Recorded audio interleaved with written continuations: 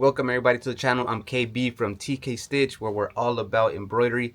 If that's your cup of tea, go ahead and like and subscribe, because that's what we're doing today. As the title says, today we're going to be going over the basics of 3D puff, a real simple design, but we'll be talking about the digitizing aspect of it, and then running it should be real quick and easy, but we'll be able to talk about the basics. If you're interested in a more detailed type video where we talk about the customer interaction and that type of stuff, that's the last video. I'll link it up here, but let's get on with this one. I am really excited to getting this stitched out on the hat, because although simple, the design, it'll look really nice if we get it done correctly, and it's 3D puff. So if you got that looking crispy, gonna be a nice looking hat. This design is 2.4 inches. Could be a little bit bigger if I wanted to. Don't think we need it that big. We don't need to get any details out of it really. They're just big designs that gotta look nice. That's it.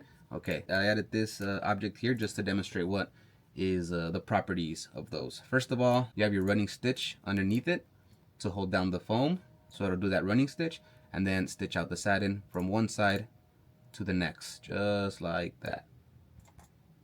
The spacing I have going for this satin, because it is puff, you do have to have it pretty dense. I have it in inches. It is 0.008, as you can see here. And we are stitching bottom up, which is usually what you try to do when embroidering on hats. Although you should also try to do center out if you can.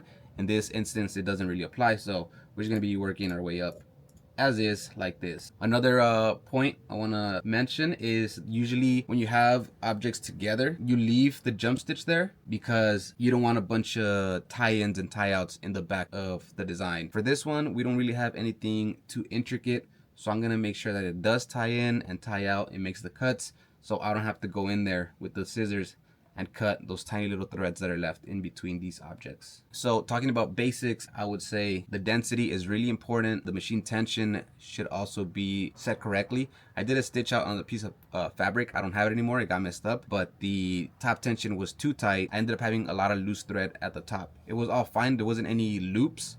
It was just the thread was too loose. So I'm going to be loosening the top tension on the machine on this run. And besides that, I'm not doing anything else different from that first stitch out. Another thing that is really important for 3D puff is the ends of your objects.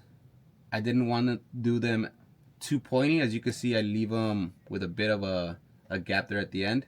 This is just so there's not a lot of stitching when it reaches to the end of this portion. If you leave it right here like this, the machine is gonna stitch out right here a lot, and sometimes that's when you get thread breaks. You are able to remove really small stitching in the software as well as the machine, so it doesn't do that even if there is a point on the object. But to avoid doing that, I'm just keeping it like this, but it's also not wide, so then you have to put an end cap onto that object. I have talked about caps in other videos, so you guys could check them out. I'm sure you've seen it here or there, but pretty much it is an object that you put at the end of your open areas so that the thread doesn't stick out of here. Horrible demonstration there, but it does not apply, at least for this one. Let's see how it's gonna stitch out. So simple, every object pretty much bottom to top, except for the horse head. It's really interesting when it stitches out right here.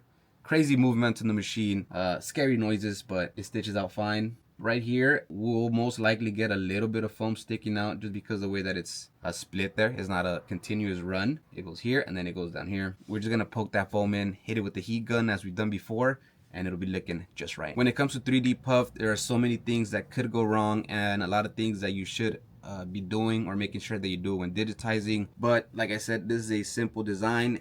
If you guys haven't tried 3D puff, you should. Don't be scared. Just do real simple things, and sometimes the simple ones are the ones that look the cleanest. I'm not hiding anything. I didn't do anything secretive on this one. It's just what we talked about right now, and you'll see that it's gonna look real nice. Here's the hat we're working with today. So it is the 6-panel instead of the 5-panel. Usually we work with the 5-panel decky hat. For this one, I'm gonna go with the 6. It's still a trucker hat. It's just a little bit thicker here in the middle to stitch out. So especially since we're doing 3D puff, we're switching our 7511 needles by our 8012s to ensure the best. We're also not going to be using any backing for this hat. We don't need it. It's already going to be thick enough with the foam. We're mostly using it just for dad hats nowadays, the backing. So okay, trying to line this up the middle of the seam of the hat to the red line here. making sure it's straight and well clamped here. We're also putting these clamps on the sides, both sides, just to make sure we get the flattest area here and avoid bouncing on the hat. That'll lead to some loose stitches, broken needles, and a bunch of other things. We're using needle number 11, so I wasn't too accurate of how much looser I was gonna put it.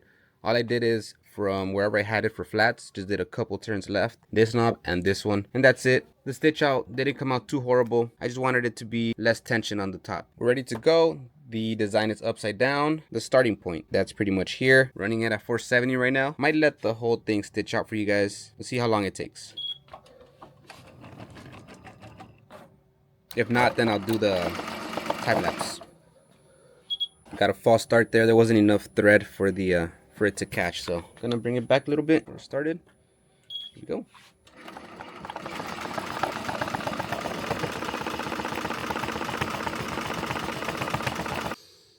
Where's the puff? It's in the title. Come on, KB. Just worried about recording. Where's the puff? Here it is. We're just starting the whole thing over. No harm, no foul. All right, take number 3.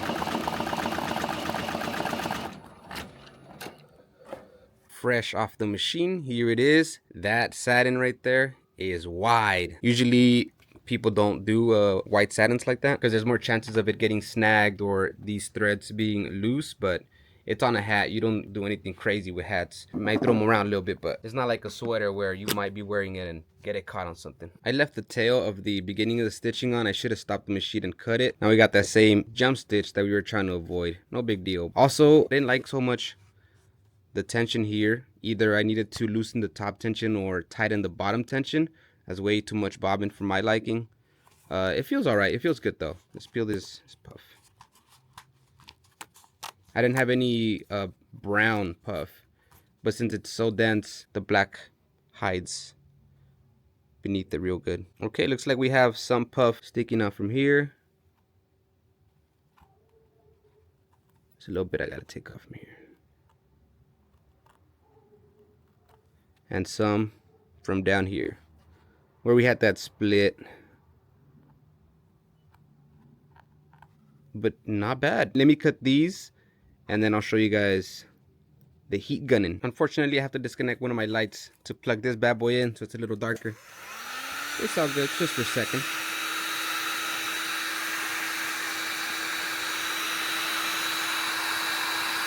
There wasn't a lot of puff sticking out, but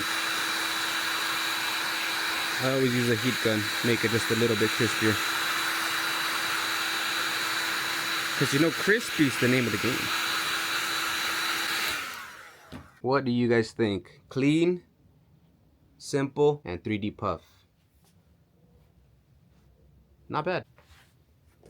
We often do horse or bull riding related things simply because we get requests from Tanya's dad every so often. He'll show us a picture or something like, oh, could you guys make me this hat? It takes us a while, but we do it, so that's why.